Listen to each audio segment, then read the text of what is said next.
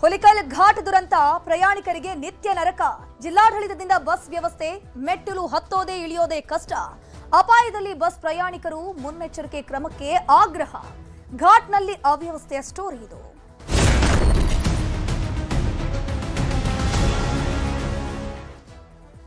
ಹುಲಿಕಲ್ ಘಾಟ್ ಕುಸಿತದಿಂದ 3 ಕಾರ್ಮಿಕರು ಸಾವನ್ನಪ್ಪಿದ್ರು. ಇದೇ ಪ್ರಕರಣಕ್ಕೆ ಸಂಬಂಧಪಟ್ಟ ಹಾಗೆ ಹುಲಿಕಲ್ ಘಾಟ್ ಕುಸಿತದಿಂದಾಗಿ ಪ್ರಯಾಣಿಕರಿಗೆ ತೊಂದರೆ ಆಗ್ತಿದೆ. ಅಲ್ಲಿ ಸಂಚಾರವನ್ನ ಕಂಪ್ಲೀಟ್ ಆಗಿ ಬಂದ್ ಮಾಡಲಾಗಿದೆ, ಪರ್ಯಾಯ ವ್ಯವಸ್ಥೆಯನ್ನೂ ಮಾಡಲಾಗಿದೆ. ಜಿಲ್ಲಾಡಳಿತದಿಂದ ಪ್ರಯಾಣಕ್ಕೆ ಬಸ್ಗಳ ಅದಲು ಬದಲು ವ್ಯವಸ್ಥೆಯನ್ನ ಮಾಡಿದ್ದಾರೆ. ಅದಲು ಬದಲು ಮಾಡಿರೋದೇ ಇಲ್ಲಿ ಪ್ರಯಾಣಿಕರಿಗೆ ದೊಡ್ಡ ತಲೆನೋವಾಗ್ಬಿಟ್ಟಿದೆ. ಒಂದು ಕಡೆಯಿಂದ ಇನ್ನೊಂದು ಕಡೆಗೆ ಬಸ್ ಹತ್ತೋಕೆ ಅವಕಾಶ ಇದೆ. ಬಸ್ ಇಳಿದು ಹತ್ತುವ ವೇಳೆ ಮೆಟ್ಟಿಲುಗಳ ಮೂಲಕ ಬರಬೇಕು, ಹೋಗಬೇಕು.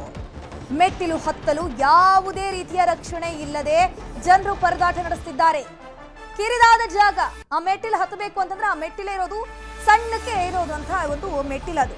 ಕಿರಿದಾದ ಜಾಗದಲ್ಲಿ ಬಸ್ ಇಳಿದು ಹತ್ತುವಾಗ ಹಲವರಿಗೆ ಗಾಯಗಳಾಗಿದೆ. ಸೂಕ್ತ ಮುನ್ನೆಚ್ಚರಿಕೆ ಕ್ರಮಗಳಿಲ್ಲದೆ ಪ್ರಯಾಣಿಕರು ಪರದಾಟ ನಡೆಸುತ್ತಿದ್ದಾರೆ. ಒಂದ್ ಕಡೆ ರಣ ಬಿಸಿಲು. ಈ ಬಿಸಿಲಲ್ಲಿ ಮೆಟ್ಟಿಲು ಹತ್ತೋಕೆ ಮೇಲ್ಚಾವಣಿಯನ್ನು ಕೂಡ ಅಳವಡಿಸೋಕೆ ಒತ್ತಾಯವನ್ನ ಮಾಡಲಾಗ್ತಾ ಇದೆ. ಅಂದ್ರೆ ಅಲ್ಲಿನ ಸ್ಥಳೀಯರಿಗೆ ಹೋಗಬೇಕು ಬರಬೇಕು ಅಂತಂದ್ರೆ ಬಸ್ನ ವ್ಯವಸ್ಥೆ ಸ್ವಲ್ಪ ಮಟ್ಟಿಗೆ ಇದೆ. ಬಟ್ ಕೆಳಗಡೆಯಿಂದ ಮೇಲಕ್ಕೆ ಬರಬೇಕು, ಮೇಲ್ಗಡೆಯಿಂದ ಇನ್ನೊಂದು ಬಸ್ ಬೇಕು ಅಂತಂದ್ರೆ ಕೆಳಗಡೆ ಇಳ್ಕೊಂಡು ಹೋಗಬೇಕು. ಯಾಕಂದ್ರೆ ರಸ್ತೆ ಅಲ್ಲಿಂದ ಮುಂದಕ್ಕೆ ಹೋಗೋದಿಲ್ಲ. ಹುಲಿಕಲ್ ಘಾಟಿಯಲ್ಲಿ ಚಂಡಿಕಾಂಬಾ ದೇವಾಲಯದ ಮುಂಭಾಗ ಬಸ್ ಇಳಿದು ಕೆಳಗೆ ಹೋಗಬೇಕಾದಂತಹ ಪರಿಸ್ಥಿತಿ. ಶಿವಮೊಗ್ಗ ಹಾಗೂ ಉಡುಪಿ ಜಿಲ್ಲೆಗಳನ್ನ ಸಂಪರ್ಕ ಕಲ್ಪಿಸುವಂತಹ ಘಾಟಿ ಇದು.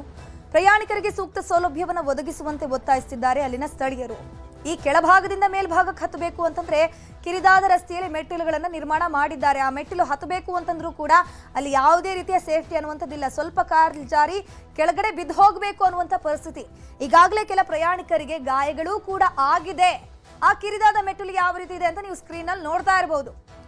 ಸರಿಯಾಗಿ ಕಂಟಿನ್ಯೂಸ್ ಆಗಿ ಒಂದೇ ಬಸ್ ಅಂತ ಇಲ್ಲ, 2 ಬಸ್ 3 ಬಸ್ ಚೇಂಜ್ ಮಾಡಬೇಕು. ಬಸ್ ಚೇಂಜ್ ಮಾಡಬೇಕು ಅಂತಂದ್ರೆ ಕೆಳಭಾಗದಿಂದ ಮೇಲ್ಗಡೆ ಹೋಗಬೇಕು, ಮೇಲ್ಗಡೆ ಇದ್ದವರು ಮೇಲ್ಭಾಗದಿಂದ ಕೆಳಗಡೆ ಹೋಗಬೇಕು ಬಸ್ ಹತ್ತೋದಕ್ಕೆ. ಸೊ ಹಾಗಾಗಿ ಸಾಕಷ್ಟು ಸಮಸ್ಯೆಗಳನ್ನ ಅಲ್ಲಿನ ಸ್ಥಳೀಯರು ಅನುಭವಿಸ್ತಾ ಇದ್ದಾರೆ.